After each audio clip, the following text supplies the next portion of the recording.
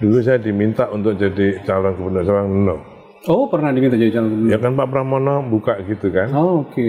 Saya bilang DNA saya nggak di situ, karena saya birokrat. Itu saya nggak bisa melaksanakan perintah ya. Sekarang saya diperintah untuk melanjutkan IKN, ya sudah. Saya ini kan birokrat, Pak. Oke, apa maknanya Pak kalau birokrat itu? Perintah. Ya, saya akan patuh dengan perintah atasan. Sehingga kadang sering kalau atasannya berubah, wah ini orangnya siapa? Karena semua saya pasti lebur. Siapapun, misalnya saya di PU kan 45 tahun, ganti-ganti menteri, jadi 23 tahun, 13 tahun saya sebagai eselon 1. Ya kan, itu kan menterinya kan ganti-ganti. Jadi kalau mau ganti menteri, Abbas hati-hati, nanti dikira orang saya nanti di menteri yang baru kayak gini. Saya bilang enggak Pak, saya ini profesional aja. Jadi pasti lebur saya, karena itu bos saya, ya saya harus, kalau istilahnya sekarang tegak lurus saja. Jadi kayak misalnya kemarin Pak Pramono Anung, gubernur DKI sekarang, dulu saya diminta untuk jadi calon gubernur, saya bilang no. Oh, pernah diminta jadi calon gubernur? Ya kan Pak Pramono buka gitu kan. Oh, oke. Saya bilang DNA saya nggak di situ, karena saya birokrat. Itu saya nggak bisa melaksanakan perintah ya. Sekarang saya diperintah untuk melanjutkan IKN, ya sudah. Pak Bas belum pernah berpikir kapan akan pensiun? Ini pertanyaan netizen, Pak. Ini maaf kalau saya tanyakan. Kalau saya tadi waktu diminta oleh Pak Prabowo untuk menyelesaikan yudikatif dan legislatif, mungkin itu. Jadi kalau saya sudah selesai itu kan 3 atau 4 tahun, umur saya sudah 74. Legislatif yudikatif itu bangunan di sana, di IKN ya? Iya. Oke. Itu kan bila kira-kira 3 tahun kita selesaikan, habis itu kita serahkan. Istana sudah pasti Pak ya, selesai 3 tahun ya? Kalau istana sudah selesai. Sudah selesai ya? Sudah selesai.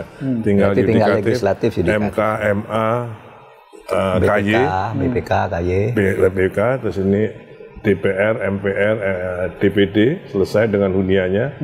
Mungkin saat itu saya berpikir untuk mulai pensiun istirahat. Kalau anak-anak istri saya bilang, Pak, ada waktunya sekarang.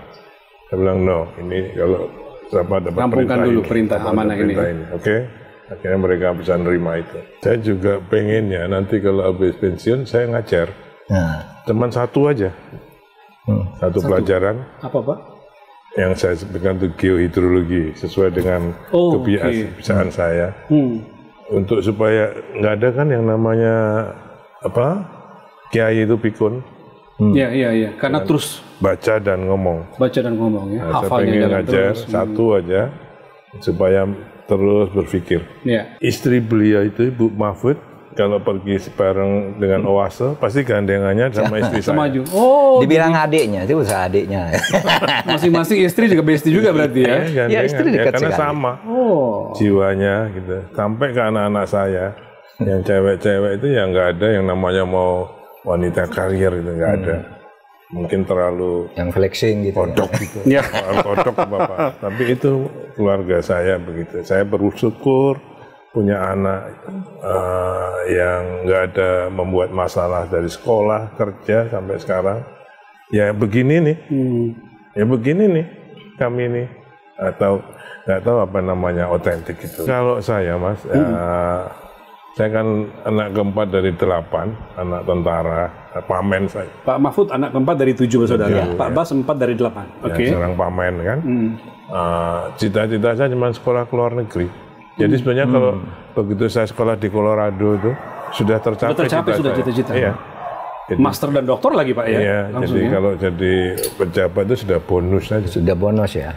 Tapi cita-citanya saya sekolah luar negeri untuk membanggakan kedua orang tua saya.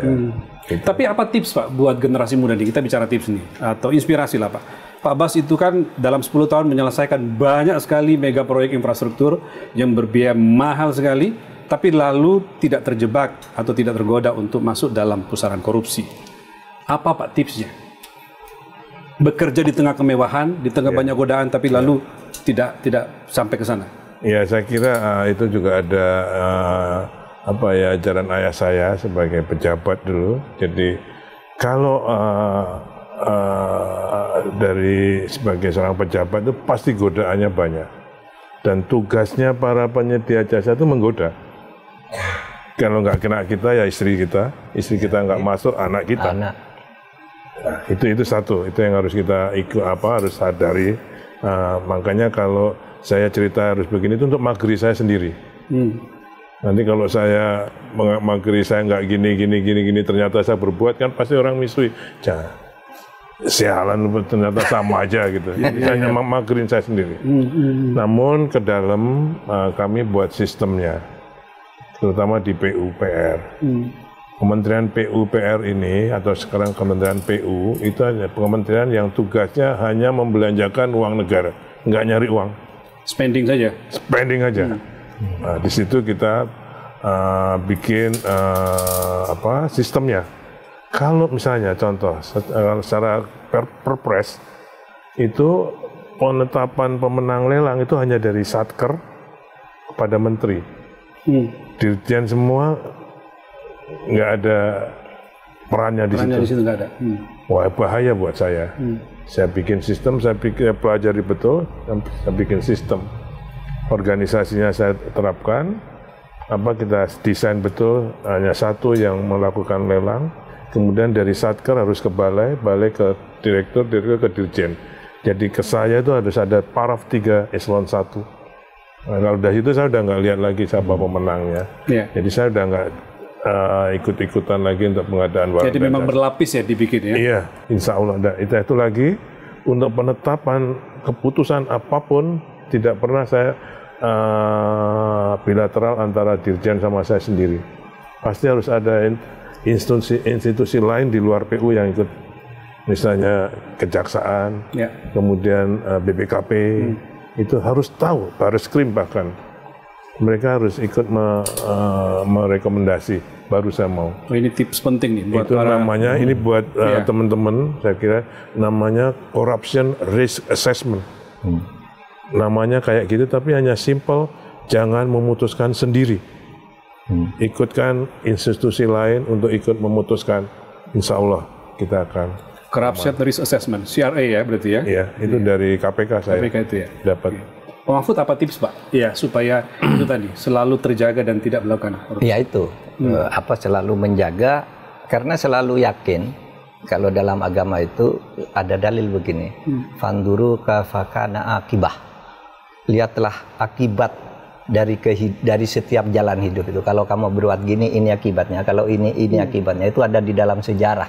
Ya, maka kata Al-Quran itu, ya hai orang yang beriman, luan tandur nafsun ma qaddamat yukat. Lihatlah sejarah dirimu, sejarah leluhurmu untuk masa depanmu. Sejarah leluhur itu kalau orang berbuat jelek pasti hancur, kalau orang berbuat baik pasti abadi kan gitu. Itu aja pedomannya.